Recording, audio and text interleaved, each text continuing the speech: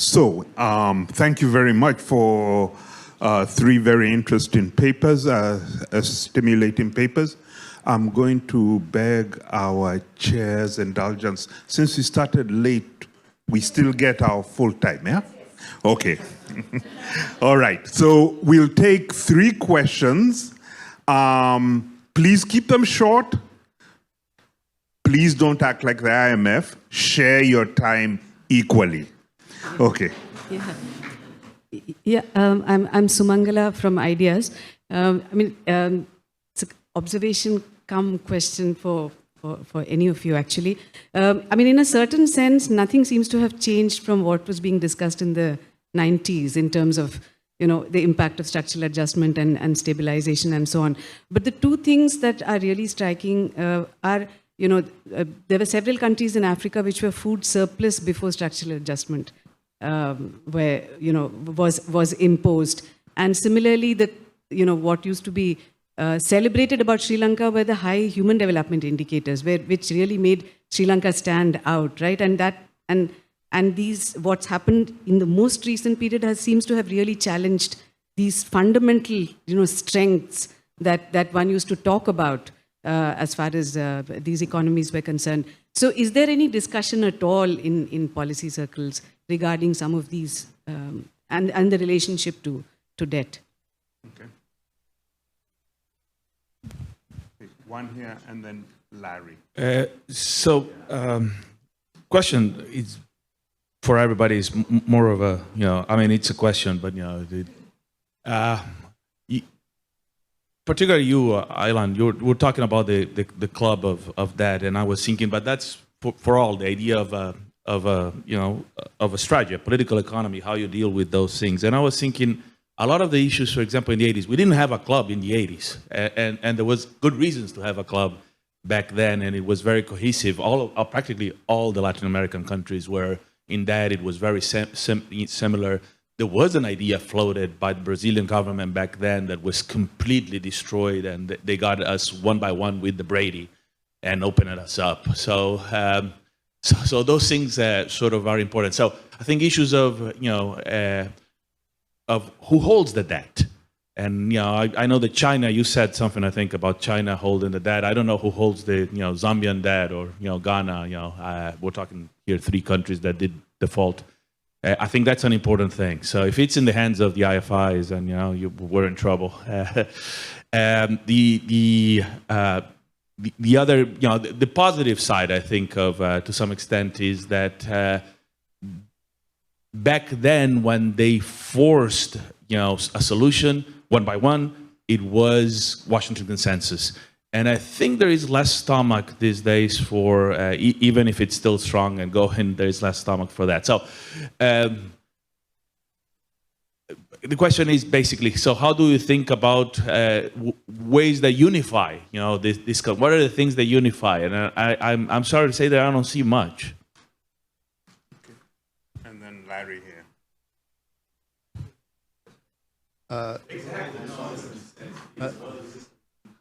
Thanks so much for the presentation. It was super interesting. Can you hear me? Yeah. The presentation, though, does present a paradox because the outcome of these policies are disastrous, and they're obviously disastrous. It's not hard to see why they're going to be disastrous, and yet they keep getting implemented. So I'm wondering, who's really benefiting from this? And I know there's external factors, but what about domestically? Because one could imagine a domestic dominant class which benefits, right? Even if the GDP goes down, maybe wages go down further, we liberalize exchange, I have insider information, I shift my money outside, then we devalue, then I come in, and then I privatize everything, right? So can you speak to that? Is there a domestic constituency for these IMF policies? Okay, so we'll take answers. Starting with Lara. But I can start with, the last question on who's benefiting domestically. And we had a very good presentation yesterday from Leon's on, capital flight from Africa and how domestic elites benefit from a lot of things. So there is a domestic political economy that when these programs get implemented and most of the people suffer, there are always winners. And those winners, are like happy with the outcomes as they are. So, there's less of an incentive for them. And it's like, those are also the people who are, Western educated, usually in like universities where they've learned this type of neoliberal policies. And, maybe there's a mix for some that actually believe that maybe they will work, and like a mix of also like being the winner and having like the corruption of it. And like, I think to just start with like the question that Matthias asked too, on the, how do you unify debtors? Part of the not treating this as a systemic crisis and kind of letting countries go one by one is something that's killing the momentum on unifying the debtors. Because like, everyone has the incentive to keep going and rolling over for as long as they can. So then the timing is like off and you don't have all of these countries defaulting at once. And that makes like that, way harder to like go at it together. But there's still, there is no appetite for Washington consensus policies, but that is still what we see. And like in Latin America too, in Argentina, in Ecuador, there's a lot more softer rhetoric around those policies now. And we're gonna, hear about how the new IMF structural adjustment will protect the poorest and whatever. But at the end of the day, like it's the same policies and they do keep getting implemented. And I'm gonna let Yeah, I guess on all three questions, for me, like maybe the answer relates to finance, right? It's what's changed is like the level of financialization, the rise of a kind of financial elite, even in our countries, right? So if what I said, this second wave of neoliberalism, like the old elite were complaining, suddenly these new financial guys are like, look at the amount of cash they have, right? These young kids who have just suddenly come up. There's almost this, so the way in which then so who benefited from this? It's that class. I mean, they've already made you suddenly see in the last 12 years, the number of BMWs and Mercedes-Benzes in Colombo, the kind of huge condominiums. So that was like all this capital that came in was absorbed, right? In real estate and all these luxurious sort of consumption, and it's a new financial class, and they are as much in Colombo as they are in London and New York, right? So I'm not even sure how much we can distinguish between them. So, and I mean, the question of what can unify, it's a tough one. I mean, I don't know. I feel like we need to go back to Samir Amin and delinking in a way. I can't say more than that. Maybe about food surpluses. It's true that some of the African countries were in a position of food surplus, but after structural adjustment plans, most of them became food import dependent. So that will increase their foreign liabilities and increase their so-called external constraint. But about who benefits from all of this, generally it's really difficult to make a distinction between domestic and external, because it's a kind of coalition of forces. If you take the case of Francophone Africa, you would see, for example, that, well, the natural resource sector, you take the case of oil. France wanted to become a significant oil producer and also provide for its own energy sovereignty. What would happen?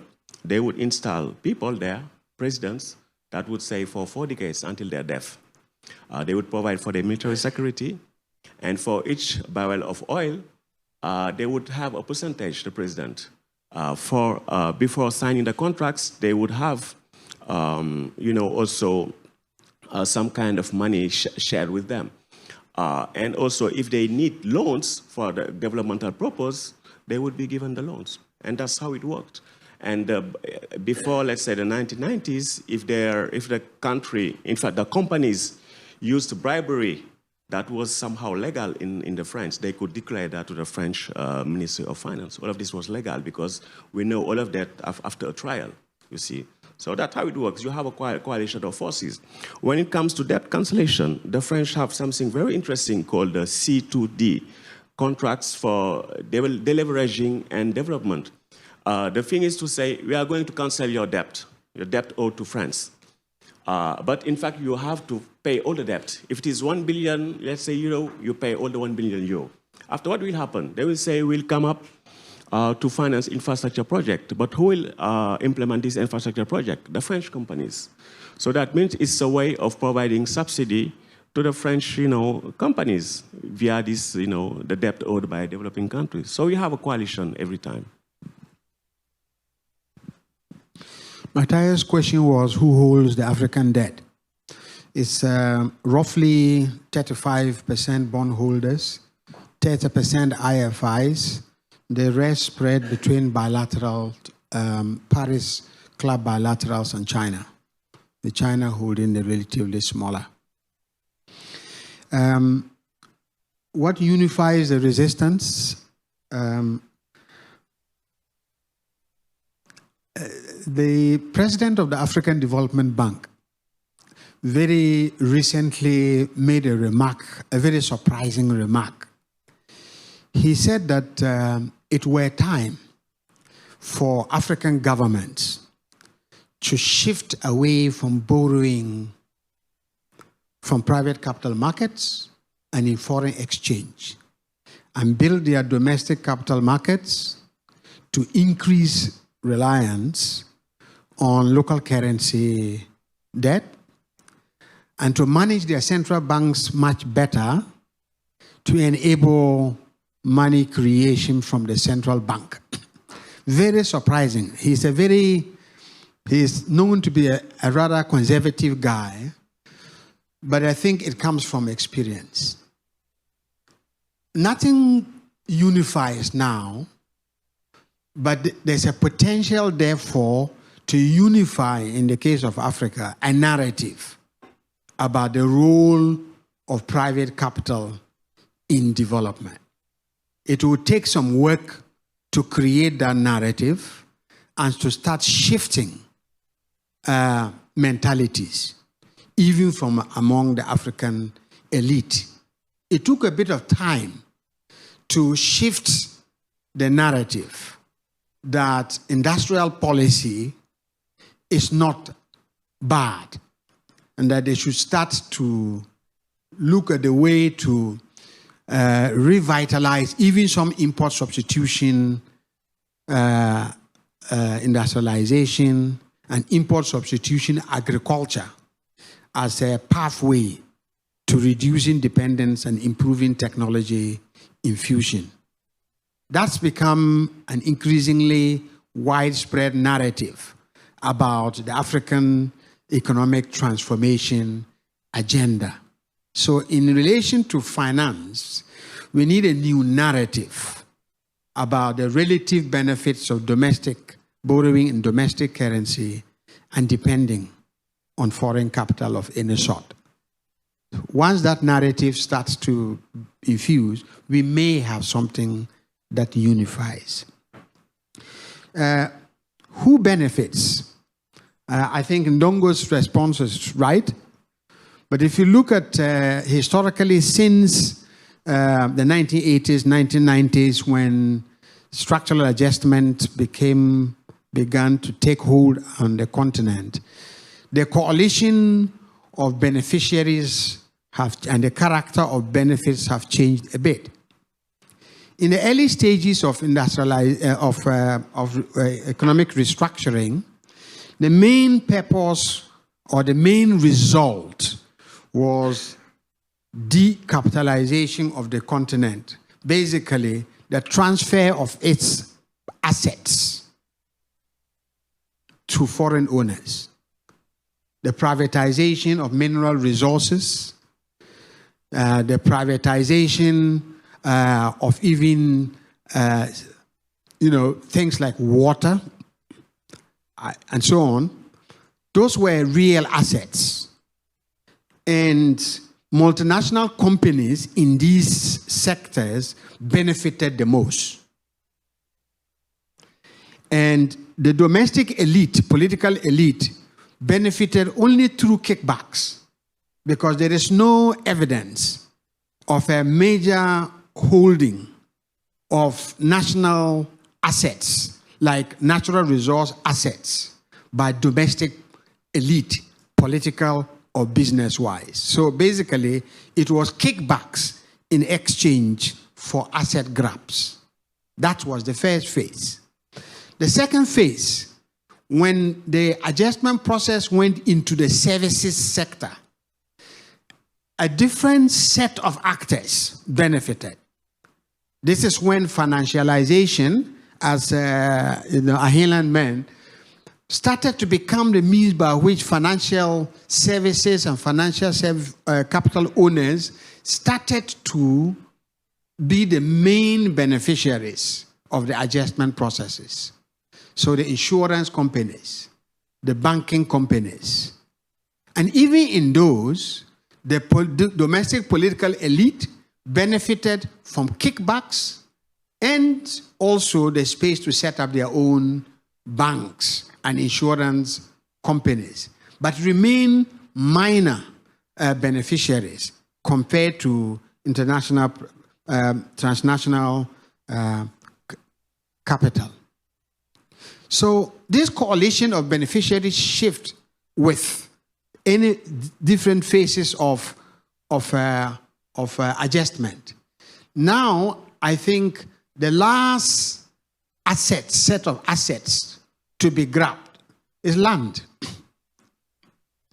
And so the land grabbing process will have a tendency to spread the benefits slightly more evenly between the domestic elite and external capital. But that's what we have to watch at the moment.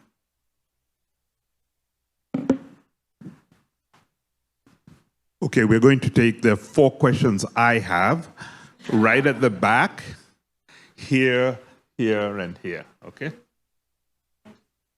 Okay, right to the back.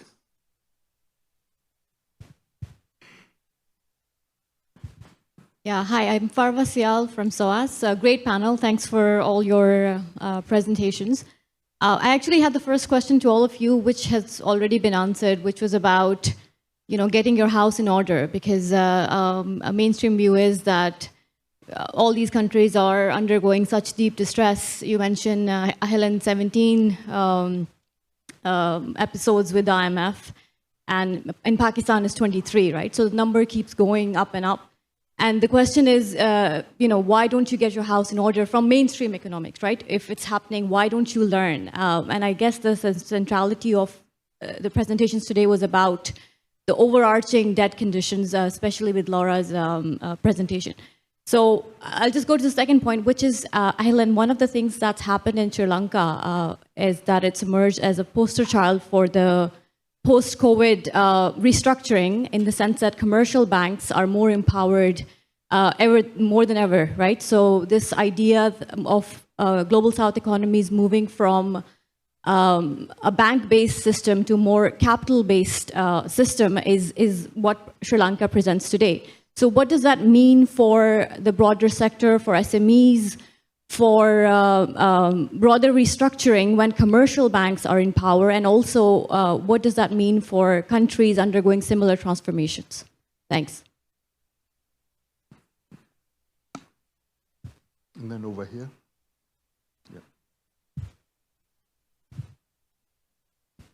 Thank you. My question also goes to all of the panelists. And I wanted to connect to the IMF trap that you mentioned, and also to yesterday, Leon's speech on the role of industrial policy and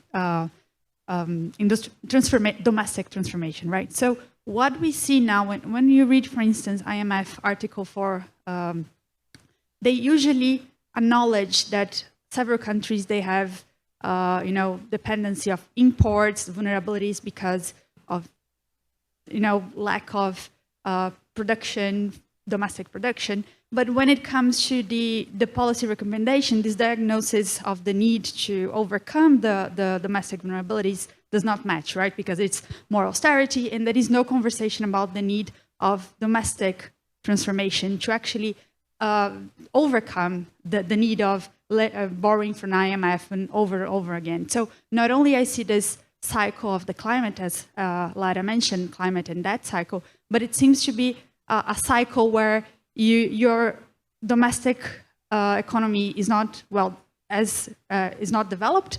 So you need to borrow again from the IMF, and you keep in this cycle. So how do we overcome this, and how can we change the policy, and link again development to the need to overcome this IMF trap? If we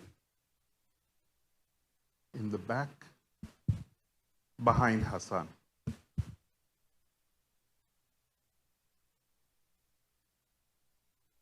A comment and a question. So the comment is on the consequences of Excel. Lara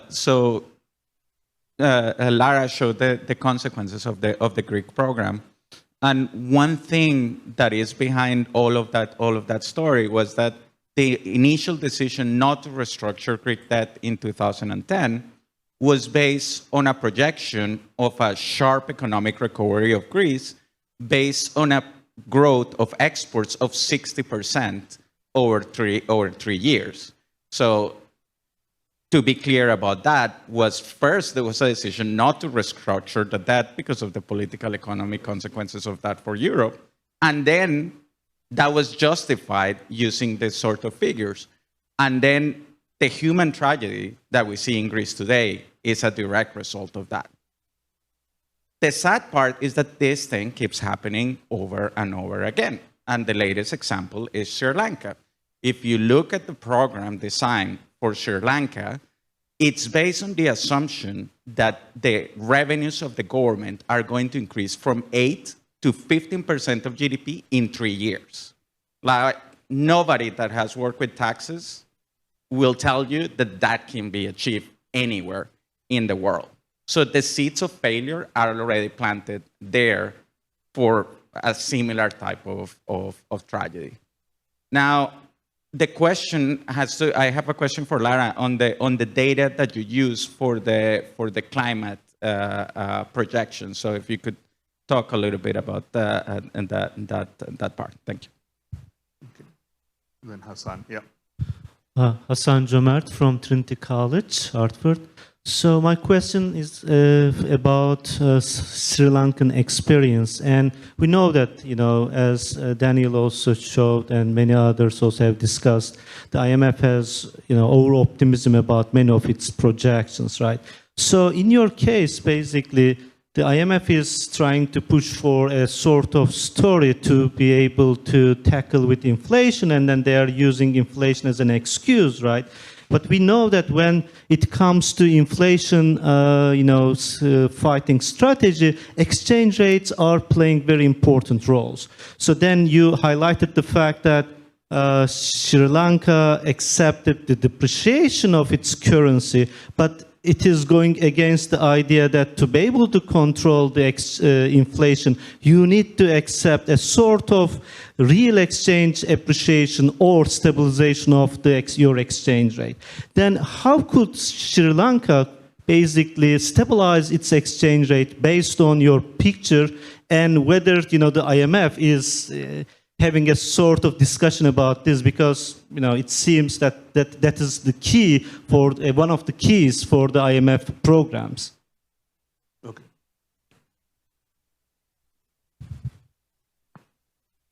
Yeah, I'm going to read out a question from one online participant. But before that, I just want to add to this discussion that, we have just to note the further obscenity that countries that have repeated IMF programs have to face surcharges, of which IMF is a very major beneficiary. So it's not just that the IMF is, at one level incompetent, but aggressively incompetent in what it does and forcing governments into repeated programs, but that then the countries concerned have to pay further for their debt. And it's very high, right? Currently for Sri Lanka, it's a particular, how much is it, the rate? 8% or something that you're ending up paying for an IMF loan, I think. Give it, something much, much higher than even other loans available. The question from Rick Rowden, who's at American University, isn't there a question of the need to change the IMF's overall macroeconomic framework, not just tight fiscal and monetary policies, but central bank independence and capital account liberalization and domestic financial sector liberalization generally? Okay. So this time we'll start on this side with answers and go this way. There were two questions that were sort of related. One was countries putting their houses in order to avoid repeated IMF programs. And the second, as I understood it, was, repeatedly IMF repeats this austerity programs, and we're not learning any lessons from it, and becomes repetitive and so on. So two related questions.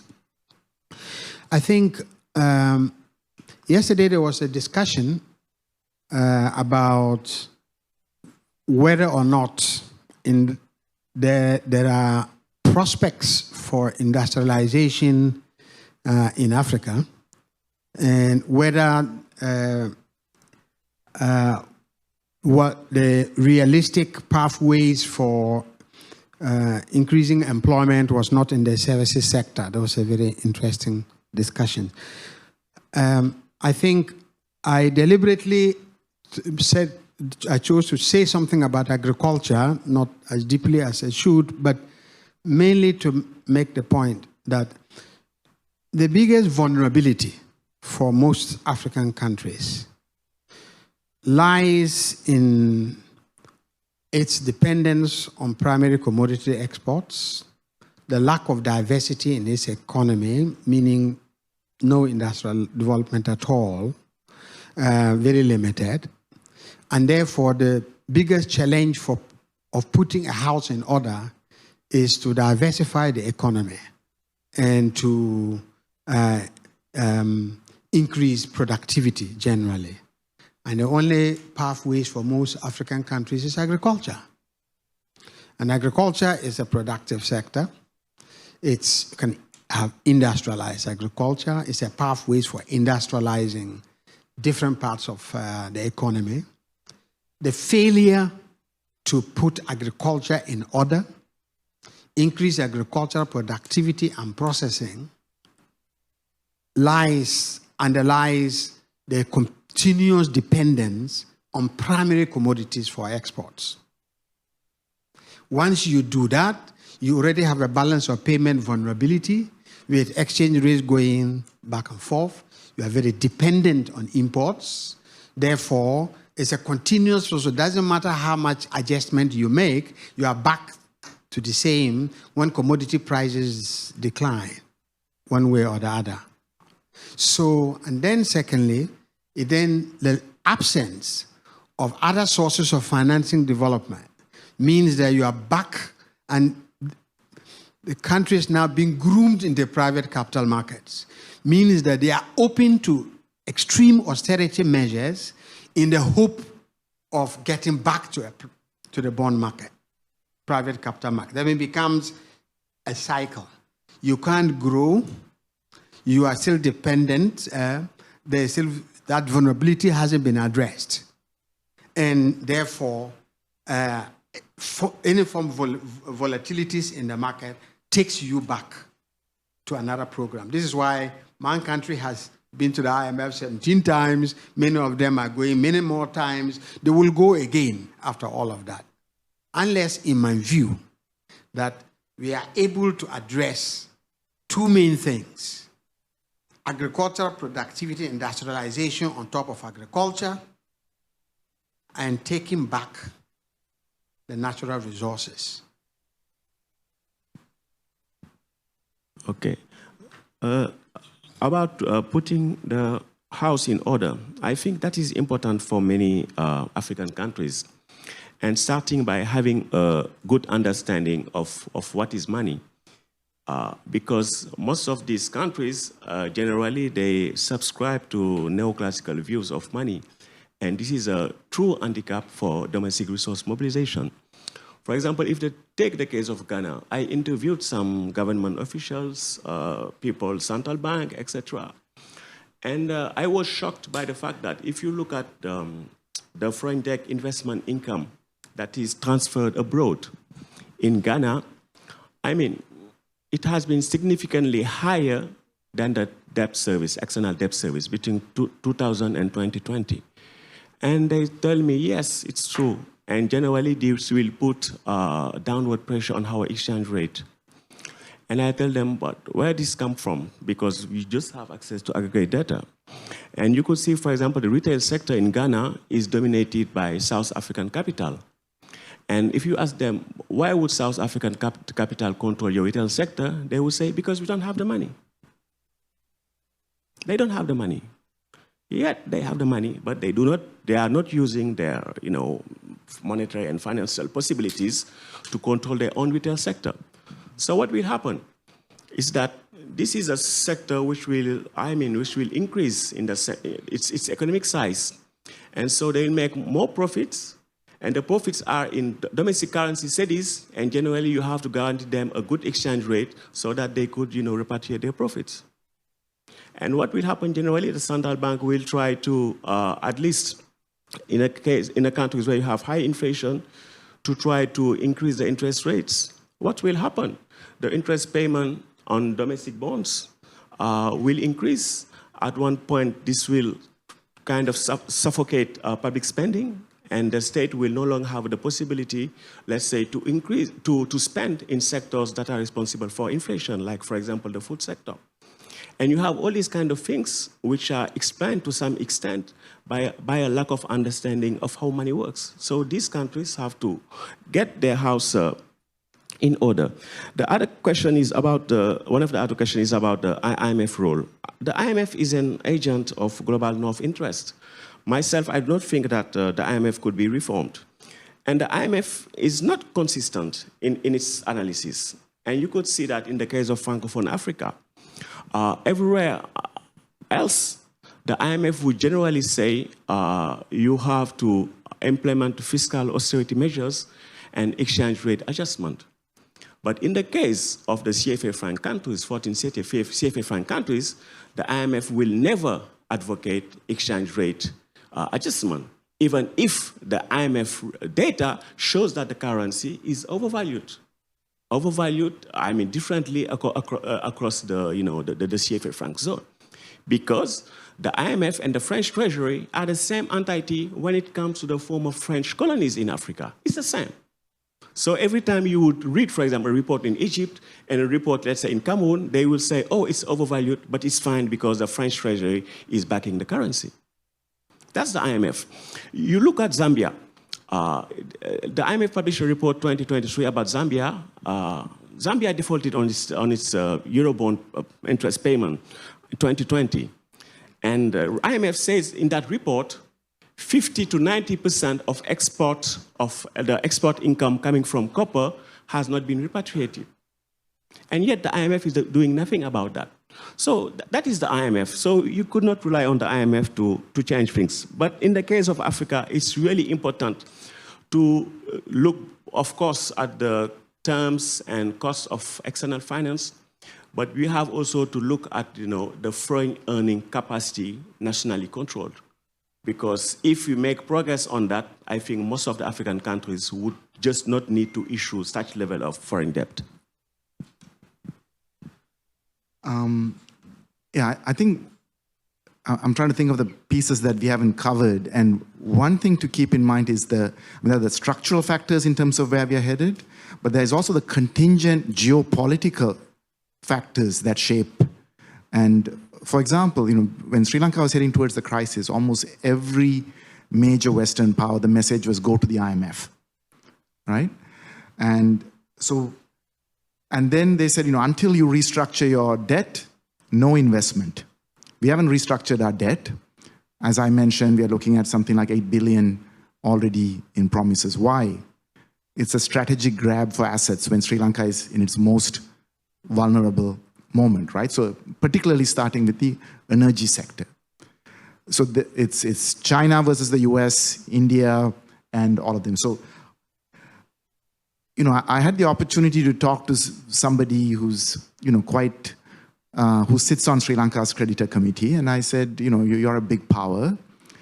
what is your, this IMF DSA looks like it's not going to work. We're going to default again. We're going to have to go for another IMF agreement. What's your plan B? You're a big power. You should have a plan B. All big powers, all imperial powers, all big powers have plan Bs. What's your plan B? It's not going to work. So he initially said, no plan Bs, just the IMF route forward. And I kept insisting. He gave over an hour. And finally he said, it's okay. You can have your 18th IMF agreement. We'll do another debt restructuring. The important thing now is to get China on board with a common framework into some kind of a debt restructuring process. So we are going through all this austerity. We're going to lose a generation and go back to this so that the West can get China on board, right? So the geopolitics of this, I think, is something that we also have, the contingent factor while we look at the structural stuff. To Farha's kind of question, what's happening in terms of banking? So when I mentioned domestic debt restructuring, they didn't touch the banks. They said too dangerous, they might fail. They didn't go after the finance companies. They didn't even go after the individual financiers who had made a killing, right? They only went after the retirement funds.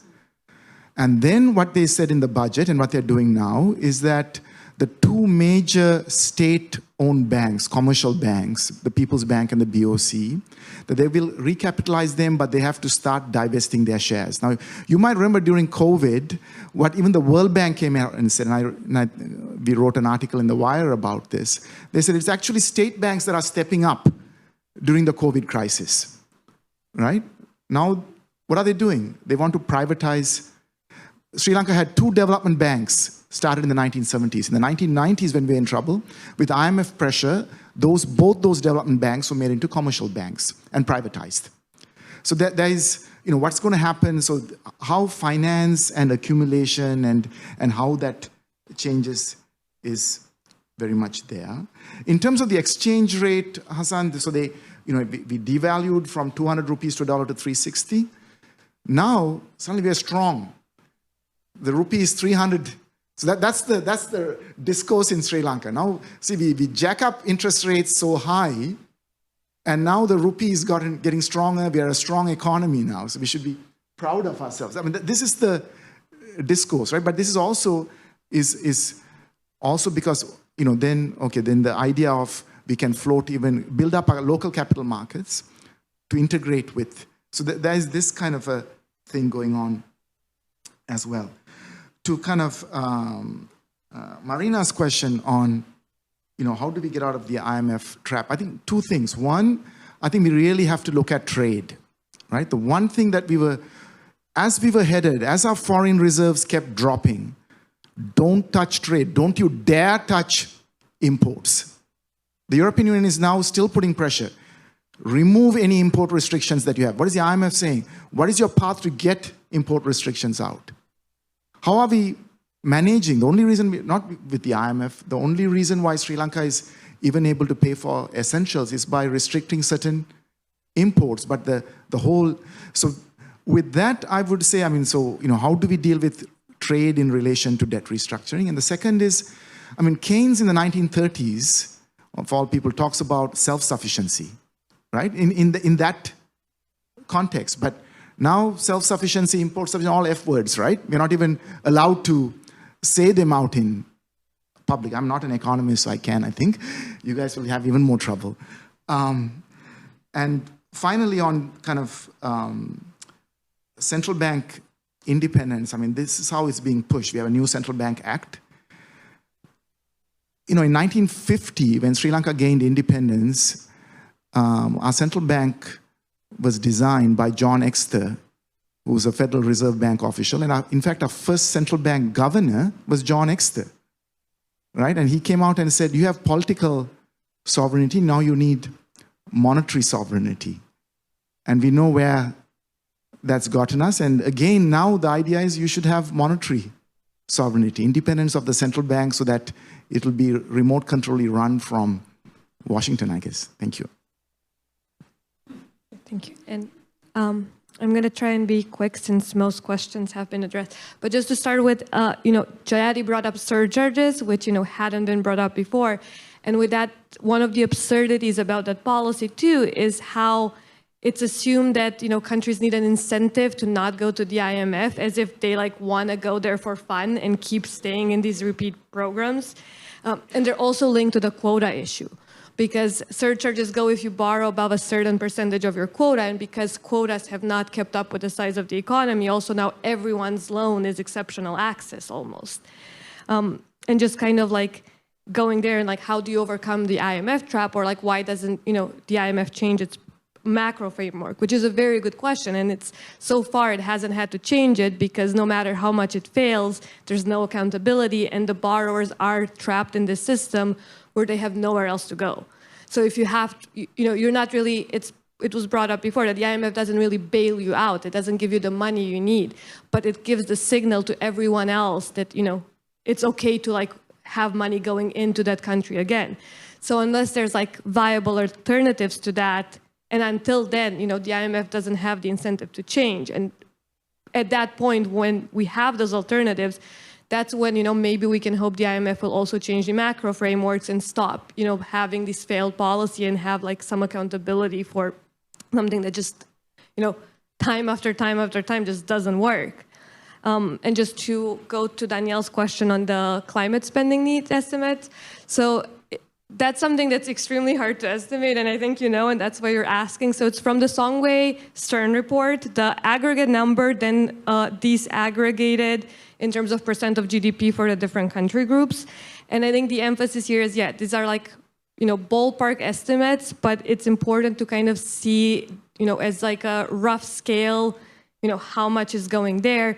But, with those estimates, the problem is also you need the money, but also being able to know what to do with the money. And that's why, the other things and technology transfers and having the know-how on how to invest those money are very important parts of the conversation, because just having the money come in is also, not going to solve the issue by itself. Thank you. Thank you so very much, everyone. I think I've learned an important lesson from this. Your drug dealer does not change their habits. So, if you want to recover, you have to find that recovery elsewhere, not from your drug dealer. Thank you so much for these wonderful presentations. Let's give them a hand. Any announcements? No, listen, guys. We are running late. I don't dare ask you to have a half an hour lunch. But will you try, please? So that we're not very late. And so 45-minute lunch. Yes, please.